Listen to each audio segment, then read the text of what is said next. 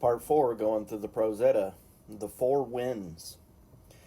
Then said Ganglier, when comes the wind, it is so strong that it moves great seas and fans fires to flame, and yet, strong as it is, it cannot be seen. Therefore it is wonderfully made. Then answered Har, that I can tell you well. At the northern end of heaven sits a giant, who hight Hrosvelg, I think it is. I'm not sure how to pronounce it. He is clad in eagle's plumes, and when he spreads his wings for flight, the winds arise from under them. Thus it is here said, Hrosvelg hight he who sits at the end of heaven, a giant in eagle's disguise. From his wings does come all over mankind.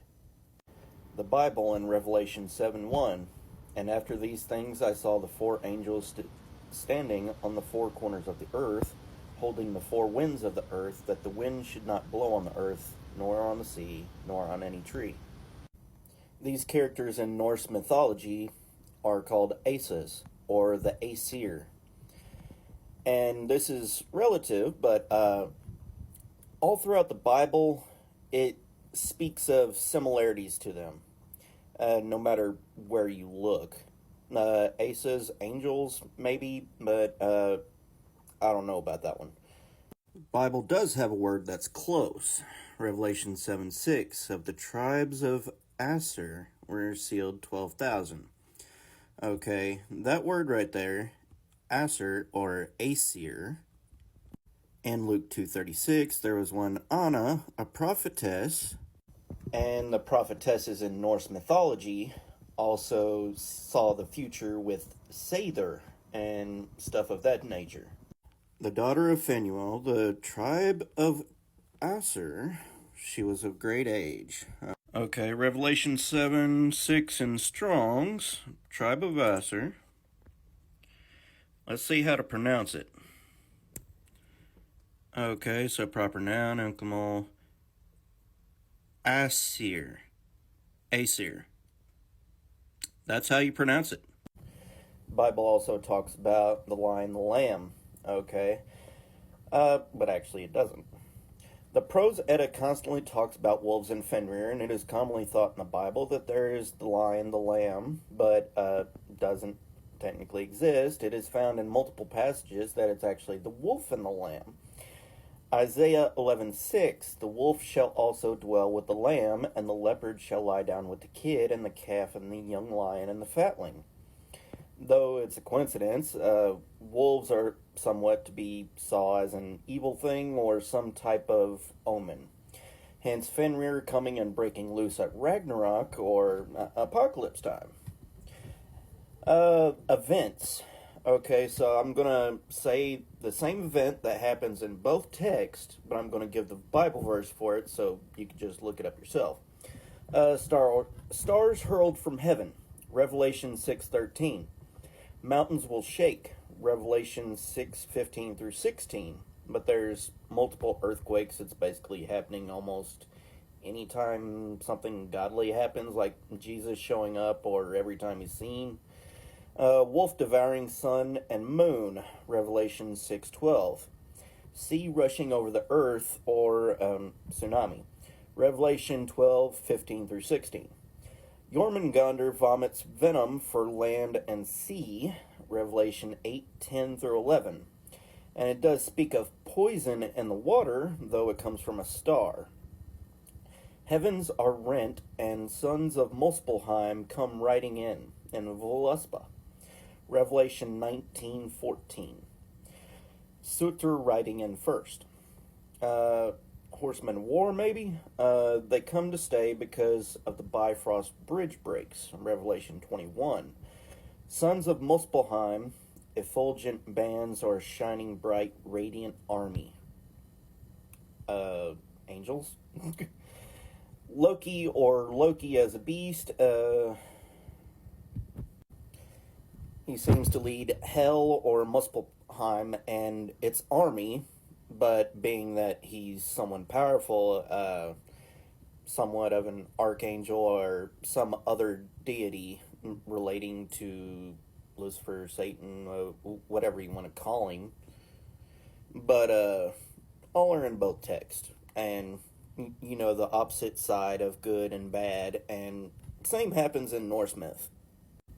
The difference, though, being that Loki tried to always help them in a bass backwards kind of way, I guess.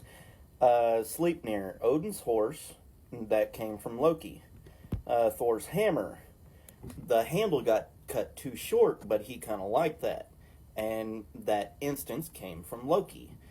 And I'm thinking he's doing these things because of chaos, but it's kind of like I'd guess a mental illness kind of thing, if I would describe it in any kind of way. Because he always tried to get love from them, and he gave them all these tools, but then he causes chaos to get them. So the question is, did he have a plan for all these things that he was doing and done it for the right reason in the wrong way, or something else?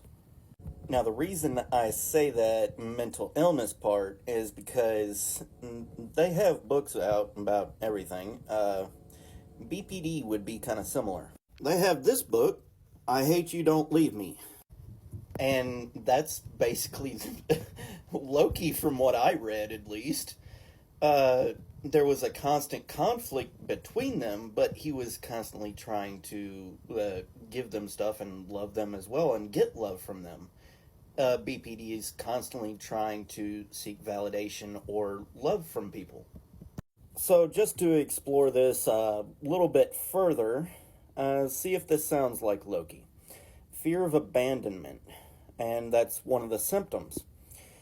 Okay, so Loki and Odin both had an oath to take drinks with one another, and they couldn't do it without one another. They had like a blood bond kind of thing. And fear of abandonment, if you would take that oath, then you could never be abandoned, right?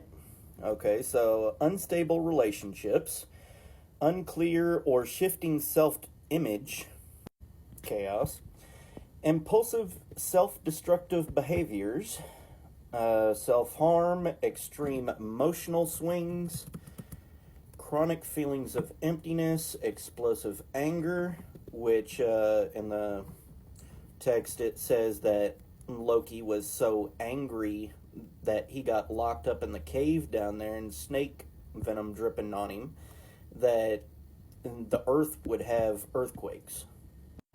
Feeling suspicious or out of touch with reality. And yeah, it's just stuff dealing with his personality and his brain. So at Ragnarok, Heimdall is supposed to blow his horn, but what does that sound like?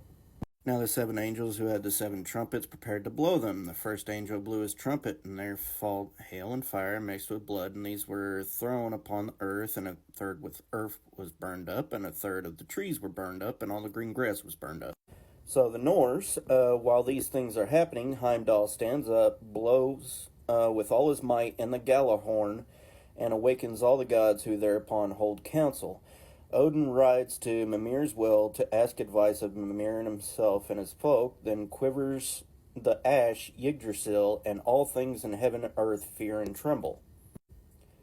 The Asas and the Einherjars arm themselves and speed forth to the battlefield, otherwise known as Megiddo from the Bible, and the Einherjar, the 144,000.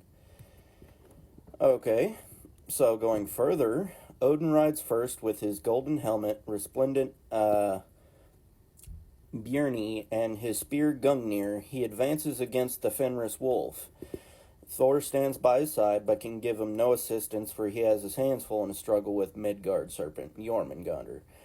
Frey encounters Surt, and heavy blows are exchanged ere Frey falls. And it gives details on the battle and what's going to happen, rather than the Bible is just like, here it is kind of thing. And here's what's going to happen, but there's not really much detail. It's just big things happening. It doesn't give specifics. And I guess there will be part 5.